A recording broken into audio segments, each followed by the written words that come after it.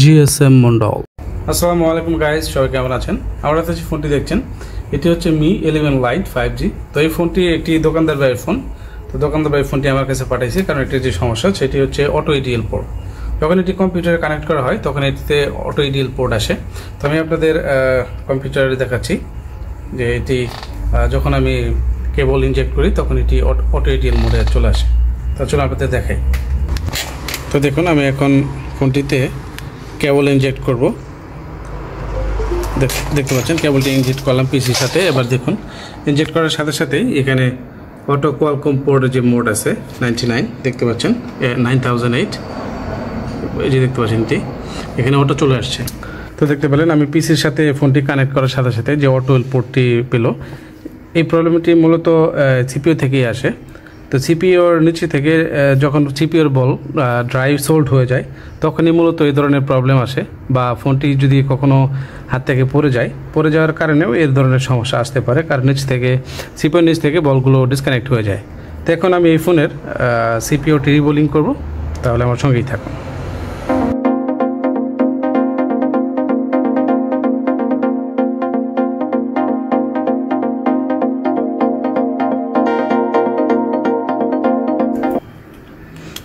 তো আমি প্রথমে ব্যাটারিটি ডিসকানেক্ট করে নিলাম এবং ফোনের জন্য অন্য কানেক্টরগুলো আছে সবগুলো ডিসকানেক্ট করে মাদারবোর্ডটি বের করে নেব।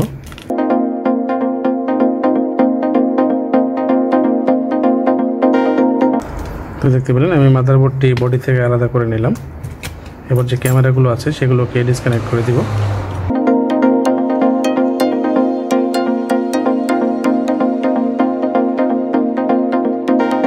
দেখতে পেলেন সবগুলো ক্যামেরা আমি রিমুভ করে নিলাম।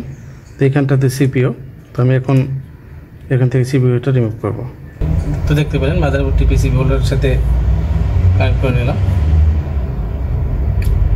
এখন এখানে যে সিপিইউ আছে এখান থেকে আমি অল্প কিছু কাটিং করব।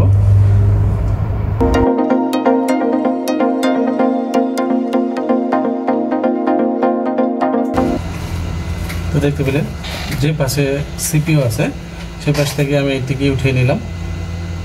উপরে যে হেডসেট পেপার ছিল সেটা উঠিয়ে নিলাম। তো এখান থেকে আমি অল্প করে টিন কেটে নেব, যেহেতু সিপিইউটি টিনের ভিতরে আছে। তো কেটে আমি কিছুটা অংশ যাতে সিপিইউকে ফ্রি করবো আর কি, ওঠাতে যাতে আমার সুবিধা হয়।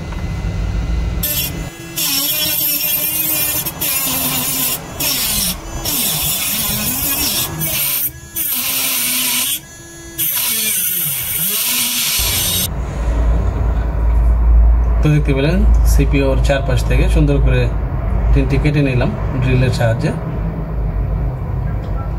একদম সুন্দরভাবে কাটা হয়ে গেছে, দেখতে পাচ্ছেন।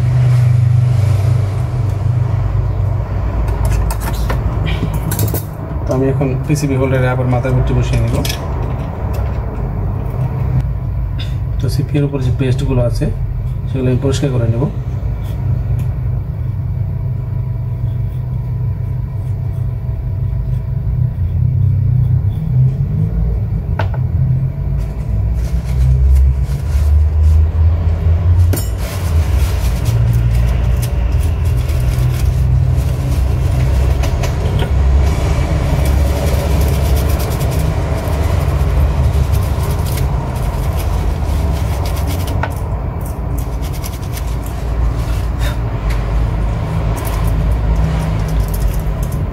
দেখতে পেলেন সুন্দর করে এগুলোটি পরিষ্কার করা হয়ে গেল।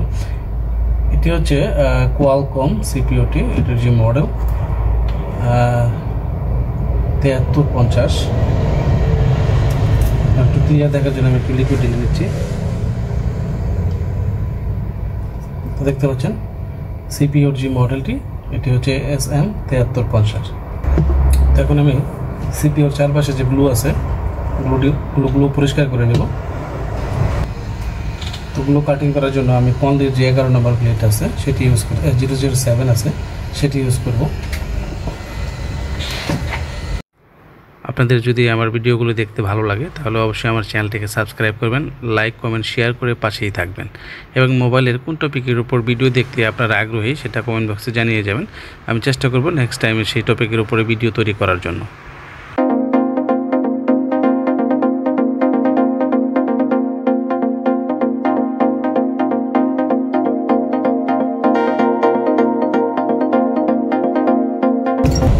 দেখতে পেলেন আমার সিপিইউর চারপাশের যে গ্লু ছিল সেটি কাটিং করা হয়ে গেছে।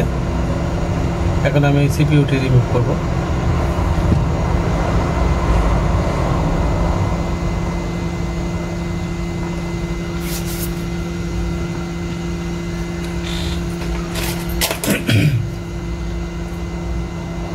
সিপিইউটি রিমুভ করার আগে আমি চারপাশে একটু হালকা করে পেস্ট দিয়ে নিচ্ছি,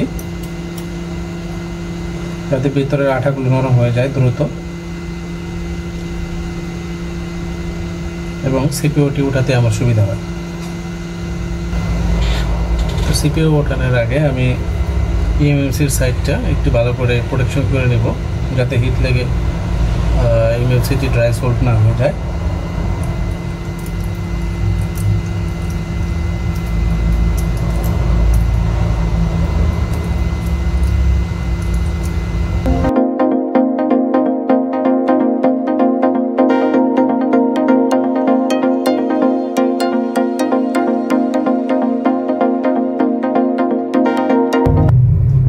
তো দেখতে পেলেন গাইস, সিপিইউটা কিন্তু অনেক সুন্দরভাবে রিমুভ করা হয়ে গেল। তো এখন আমি মাদারবোর্ডের সিপিইউ নিচে যেগুলো আছে সেগুলো পরিষ্কার করব। পরিষ্কার করার আগে আমি একটু পেস্ট দিয়ে নিচ্ছি।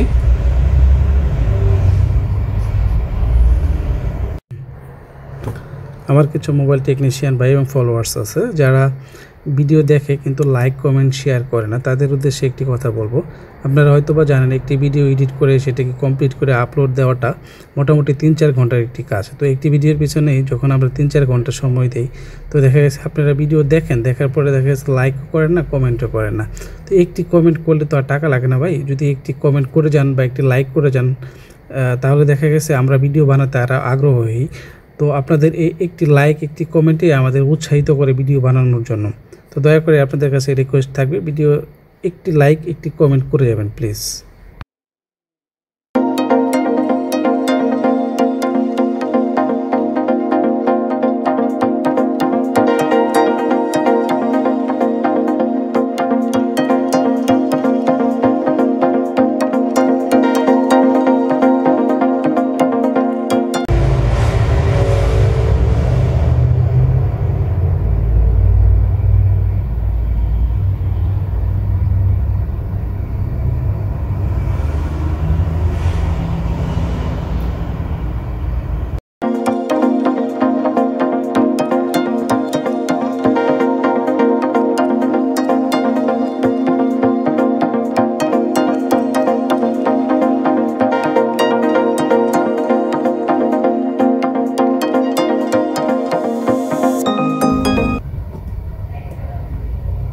তো দেখতে পেলেন তখন মাদারবোর্ডটি ক্লিন করা হয়ে গেল। তো এখন আমি সিপিইউটিগুলো পরিষ্কার করব। আপনাদের যদি আমার ভিডিওগুলো দেখতে ভালো লাগে তাহলে অবশ্যই আমার চ্যানেলটিকে সাবস্ক্রাইব করবেন, লাইক কমেন্ট শেয়ার করে পাশেই থাকবেন এবং মোবাইলের কোন টপিকের উপর ভিডিও দেখতে আপনারা আগ্রহী সেটা কমেন্ট বক্সে জানিয়ে যাবেন।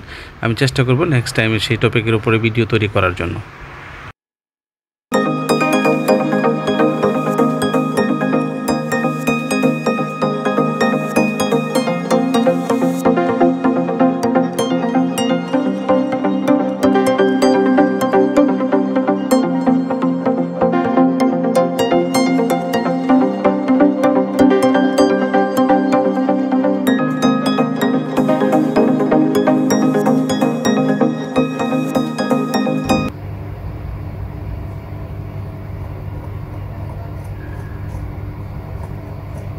তো দেখতে পাচ্ছেন রিবোলিং করার আগে আইসির চারপাশে যে গ্লুগুলি আছে সেগুলো কাটিং করে নিচ্ছি, যাতে সিপিইউ বসানোর সময় কোনো প্রবলেম না হয়।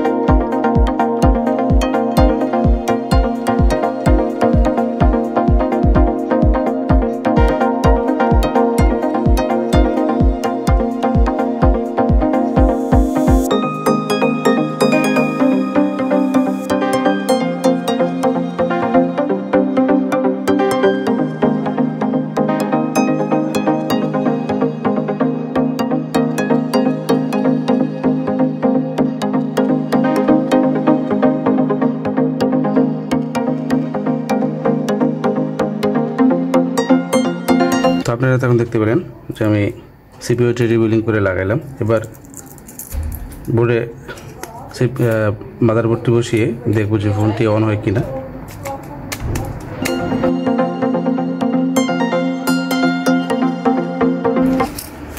তো দেখতে পেলেন আলহামদুলিল্লাহ ফোনটি কিন্তু অন হয়ে গেল। এখন পুরোপুরি অন হওয়ার জন্য অপেক্ষা করব।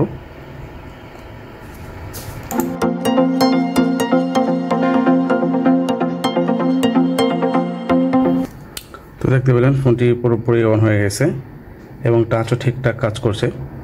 আমি পিনকোডটি জানি না, যেহেতু দোকানদার ভাইয়ের ফোন। তো দেখতে পাচ্ছেন ফোনটি খুব সুন্দর কাজ করছে।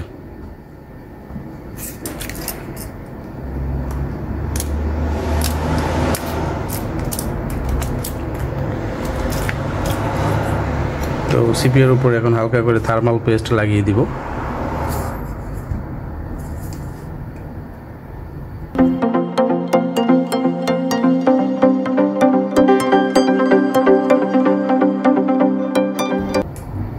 এবং উপরে একটি টেপ দিয়ে বসিয়ে দিলাম যাতে কোনো কারণে বোর্ডের সাথে লেগে শর্ট না হয়ে যায়। এবার আমি মাদারবোর্ডটি ফোনে একদম ফিটিং করে দেব।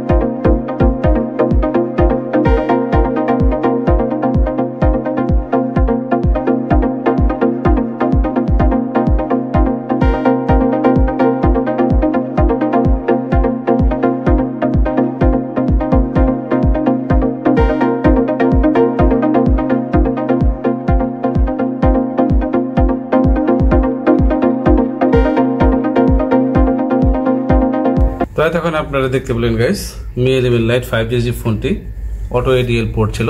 তো সিপিইউ রিবুলিং করার পরে দেখতে পাচ্ছেন ফোনটি কিন্তু অন হয়ে গেছে এবং সব কিছু অ্যাকুরেট কাজ করছে সুন্দর।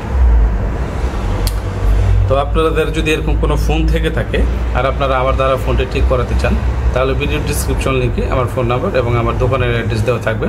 তাহলে আপনারা সরাসরি আমার দোকানেও চলে আসতে পারেন অথবা ফোন করে আমার সাথে যোগাযোগ করে আপনার ফোনটি কুরিয়ার সার্ভিস অথবা সিটিটির মাধ্যমে আমার কাছে পাঠিয়ে দিতে পারেন। ফোনটি ঠিক করে আমি আবার পুনরায় আপনাদের সিটিটির মাধ্যমে আপনাদের ঠিকানায় পাঠিয়ে দেবো।